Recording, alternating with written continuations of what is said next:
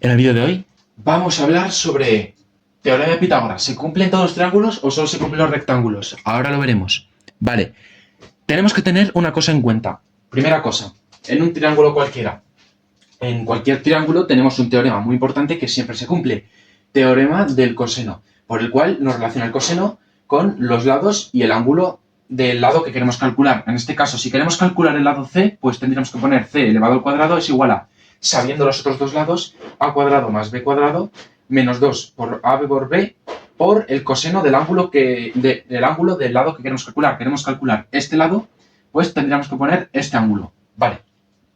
El teorema de Pitágoras, este de aquí, viene de un caso en particular del teorema del coseno, por el cual pues muchos profesores, incluido profe Alex, pero muchos más también, solo me voy a fijar en él porque tiene un vídeo donde lo dice claramente, nos dice que esto solo se cumple en los triángulos rectángulos. Sí y a la vez no. Es decir, en cualquier triángulo rectángulo, esto es cierto, claramente nos soluciona muchísimos de los problemas en los triángulos rectángulos o para relacionarlos en trigonometría. Muy bien, eso es muy importante. Pero recordemos que también puede que no. Y ahora voy a explicar por qué. Ahora mismo vamos a poner el vídeo donde lo dice profe Alex. Primero, el teorema de Pitágoras sirve solamente para triángulos rectángulos. Tienen que ser triángulos rectángulos. Como nos dice profe Alex, pues está claro de que esto siempre se cumple en los triángulos rectángulos. Sí y no, repito. Sí, ¿por qué? Porque tiene razón. O sea, tú coges cualquier triángulo rectángulo, puedes calcular cualquiera de sus lados mediante esa relación. Pero hay veces que la gente se confunde o no sabe de dónde viene. Vale, claramente sabemos que el teorema de Pitágoras viene sobre el área de los cuadrados, ¿no? Sabemos que el área, por ejemplo, voy a poner un ejemplo, en un triángulo cualquiera, un triángulo rectángulo, claro, donde se cumple este teorema, sabemos que el área que formaría un cuadrado con la medida de este cateto, es decir, de este lado, el área es lado por lado, es decir, lado al cuadrado, pues sabemos que este lado A, y aquí sería el mismo lado, el lado A, sería el lado al cuadrado. También se sabe que si tuviéramos otro cuadrado con un lado B, que también sería el cateto, y con otro lado B, que sería lo mismo, porque es un cuadrado, pues el área sería B cuadrado. Y el área que formaría este de aquí, el grande, sería lado C, es decir, o hipotenusa C, y sería el área C cuadrado, lado por lado. Vale. ¿Qué nos dice? Que este área tan grande de la hipotenusa es la suma de este área más este área. Es decir, a cuadrado más b cuadrado tiene que ser igual a c cuadrado. ¿Eso se cumple?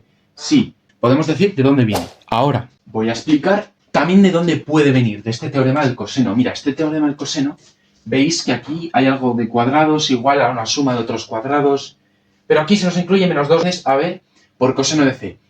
Pensemos en este triángulo de aquí. Claro, el teorema de Pitágoras nos dice que la hipotenusa al cuadrado es igual a la suma de los catetos al cuadrado, ¿vale? Suma de los catetos al cuadrado. Entonces, para demostrar este teorema de Pitágoras, voy a coger el lado C, que es la hipotenusa, porque es lo que quiero calcular, ¿vale? Esto es para demostrarlo. Sería el lado C al cuadrado es igual al lado A al cuadrado más el lado B al cuadrado menos 2 veces el lado A por el lado B, que no sabemos cuáles son, pero aquí lo tenemos que multiplicar por el coseno del ángulo. Claro, el coseno, en este caso, podríamos haber hecho el teorema con el lado A y con el lado B. Si cogemos el coseno del ángulo C, que sí que le sabemos porque es un triángulo rectángulo y forma 90 grados, pues lo ponemos. ¿Qué pasa? Vale, hemos dicho que queremos calcular la hipotenusa, pues sería hipotenusa al cuadrado es igual a A cuadrado más B cuadrado menos 2AB por coseno de 90. Y aquí es donde llega lo interesante. Voy a subrayarlo porque es esto. Aquí está la principal relación. Si sabéis la tabla de las razones trigonométricas y pues todo lo que vale en seno, coseno y tangente, sabemos que coseno de 90 da un valor bastante interesante, que es que da 0. Coseno de 90 es igual a 0, ¿vale? Esto por si no lo sabíais. Entonces, si sabemos que coseno de 90 es 0 y lo multiplicamos por menos 2 por A por B, pues lo que multiplicamos por 0 nos da 0. Es decir, todo este conjunto es lo mismo que 0. Por lo tanto, a partir del teorema del coseno se puede sacar el teorema de Pitágoras. Y se puede saber que se cumple, porque el teorema del coseno también se cumple en todos los triángulos. Entonces, solo podemos decir que c cuadrado es igual a cuadrado más b cuadrado menos 2ab por coseno de 90. Este sería el teorema de Pitágoras real, basándose en el lado C. Si cogemos el lado A no tendría nada que ver con esto y no nos saldría ningún teorema de Pitágoras. Pero, basándonos en el lado C y cogiendo el ángulo que es el rectángulo, es decir, el del ángulo de 90 grados, podemos ver que el teorema de Pitágoras es este teorema. C cuadrado es igual a A cuadrado más B cuadrado menos 2AB por coseno de 90. Con lo cual es 0.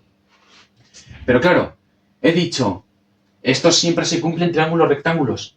Pues si esto es lo mismo que esto, porque esto más 0, que vale todo esto, sigue siendo esto. Pero claro, esto es el teorema del coseno. Y el teorema del coseno se puede realizar en cualquier tipo de triángulos. Vamos a coger, por ejemplo, un triángulo de estos que no tiene nada que ver.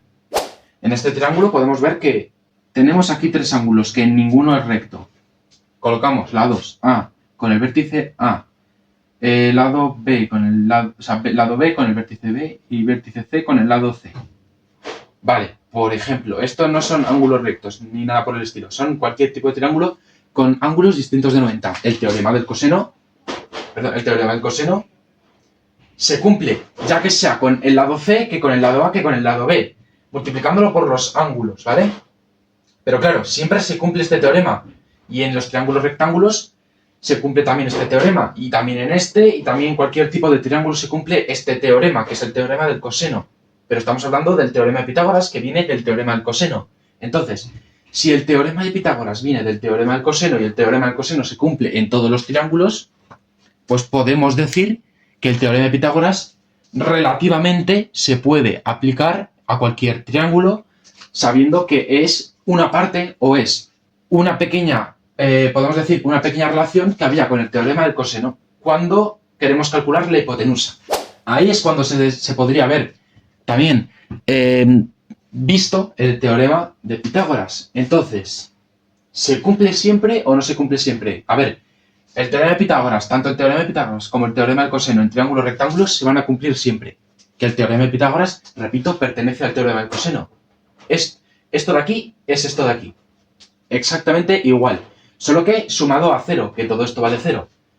Entonces, si toda esta fórmula aplicada a cualquier coseno del lado, que es el coseno del ángulo que pertenezca al mismo vértice que el lado, es decir, yo ahora mismo he puesto aquí el C, pues tendría que poner coseno de C. Como coseno de C es 90, pues esto da 0.